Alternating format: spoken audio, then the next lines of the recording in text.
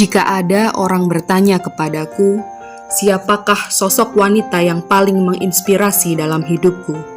Maka dengan penuh keyakinan, aku akan menjawab, ibulah orangnya. Ya, ibu, sosok wanita terhebat di sepanjang perjalananku. Ibu tak pernah berhenti memperlakukanku selayaknya anak kecil. Udah makan belum? Jangan terlalu sering makan makanan terlalu pedas. Jangan tidur terlalu malam. Jangan lupa sholat. Dan masih banyak lagi perhatian-perhatian kecil yang beliau tunjukkan kepadaku. Betapapun cerewetnya, suka ngaturnya, suka ikut campurnya, suka keponya seorang ibu kepada kita, tetap saja ujung-ujungnya kita tetap cinta dengan ibu kita yang luar biasa. Namun di balik itu semua, kita sebagai anak pun tentulah menyimpan rasa bangga terhadap ibu kita. Dan bahkan mungkin sampai menjadikan ibu kita sebagai inspirator di dalam kehidupan kita. Dan kita punya alasan masing-masing kenapa kita menjadikan ibu kita inspirator di dalam kehidupan kita.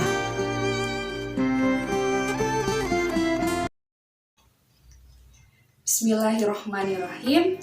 Assalamualaikum warahmatullahi wabarakatuh. Hai anak-anak, apa kabar?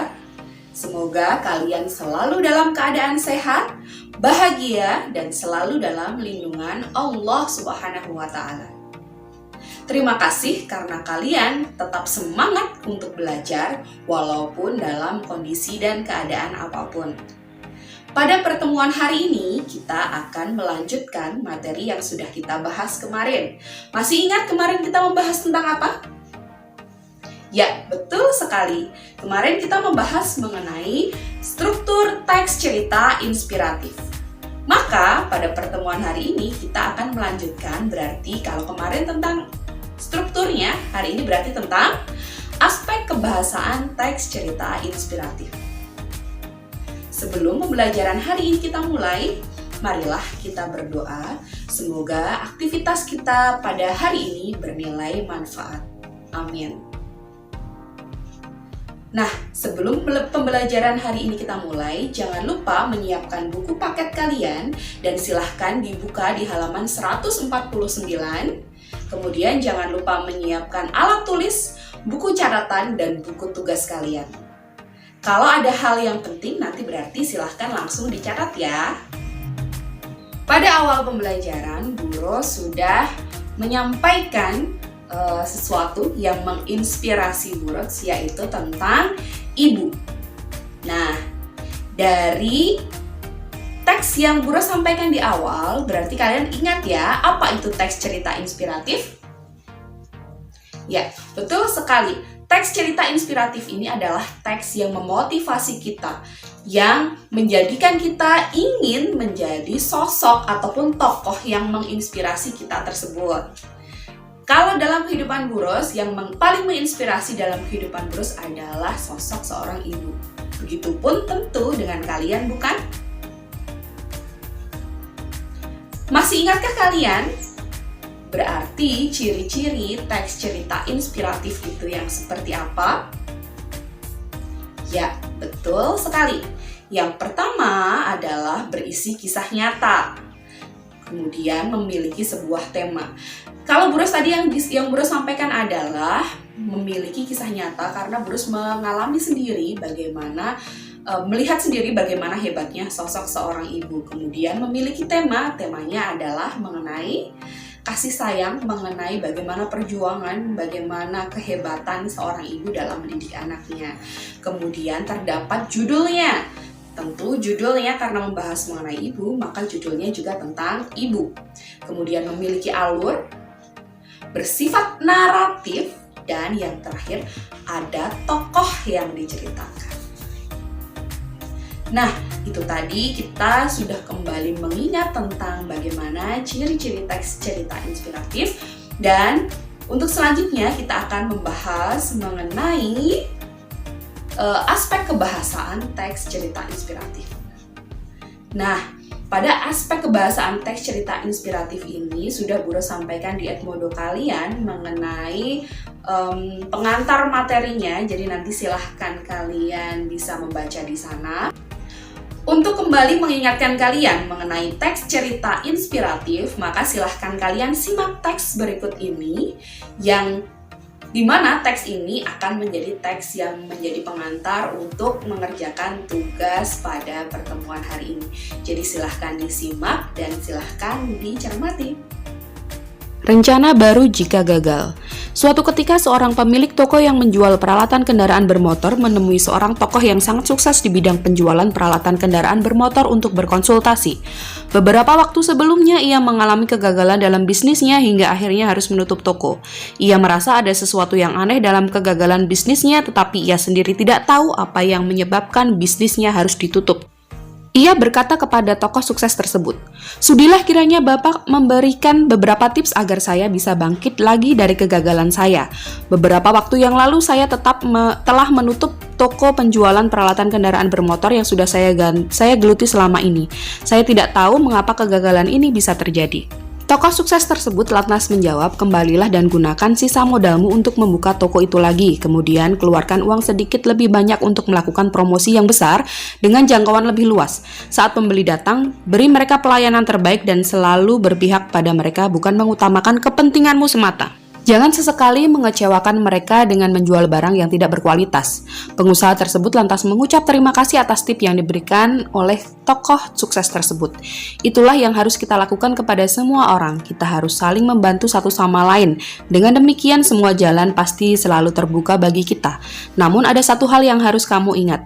Tekunlah dalam menjalankan usahamu, sambung tokoh paling sukses tersebut. Pengusaha itu lalu membuka tokonya kembali dengan sisa modal yang masih ada. Ia berusaha untuk menjalankan semua nasihat yang telah ia peroleh dari tokoh sukses tersebut.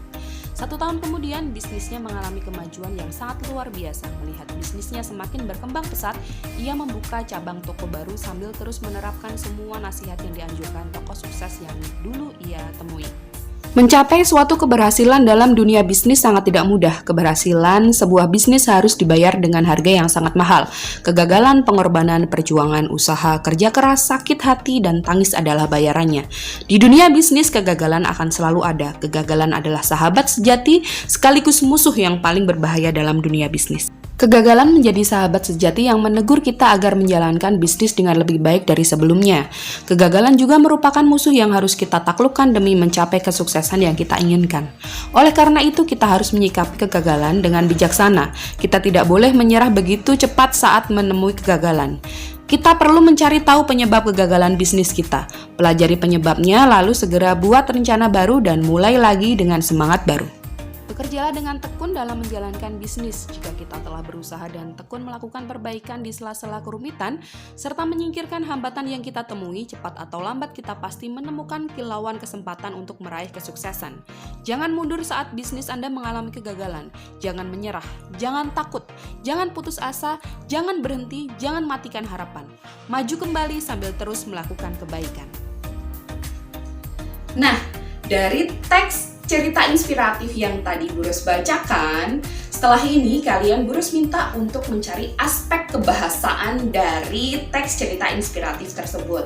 Berarti kalau kita membicarakan mengenai aspek kebahasaan teks cerita inspiratif, maka akan ada 4 poin yang harus kalian cari. Yang pertama adalah mengenai kata keterangan, baik itu kata keterangan tempat, waktu, suasana, tujuan, ataupun cara. Kemudian selanjutnya adalah mengenai penggunaan konjungsi atau kata depan. Masih ingat? Tentu masih ya. Selanjutnya adalah mengenai kalimat fakta. Dan yang terakhir adalah mengenai kalimat majemuk setara dan kalimat majemuk bertingkat. Baik, langsung saja kita ke soal yang pertama.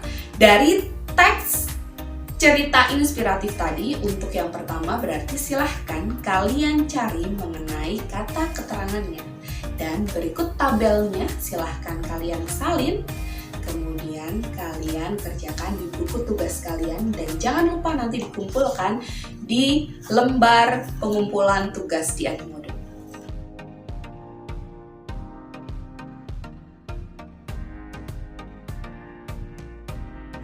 Untuk soal berikutnya, berarti silahkan kalian mencari konjungsi yang terdapat pada teks cerita inspiratif tersebut. Nah, pada konjungsi ini, Bu Ros minta kalian untuk mencari 5 konjungsi yang kalian temukan di dalam teks cerita tersebut. Dan silahkan kalian buat tabel yang sama dengan tabel berikut ini untuk mengerjakan soal tentang konjungsi.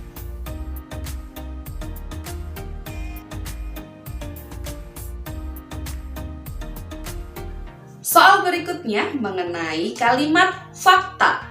Nah, berikut ini nanti akan Bu Ros sajikan ada 2 kalimat dan kalian Bu Ros minta untuk mencari tahu apakah kalimat ini termasuk pada kalimat fakta ataupun pada kalimat opini beserta alasannya.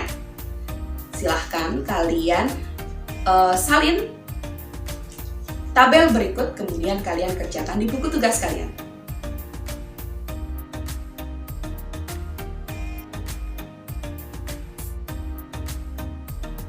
Soal terakhir adalah tentang kalimat majemuk. Dari 1 kalimat yang nanti Bu Ros akan perlihatkan ke kalian ini, kira-kira kalimat ini termasuk dalam kalimat majemuk setara atau kalimat majemuk bertingkat ya. Kemudian kalian beri alasan dan silahkan kalian buat tabel seperti berikut ini.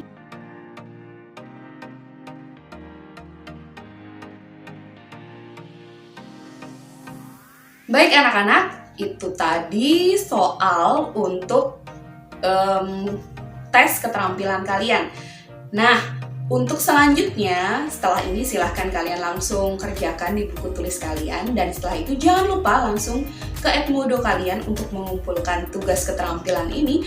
Dan jangan lupa untuk mengerjakan tugas pengetahuan yang sudah ada di kuis Edmodo kalian.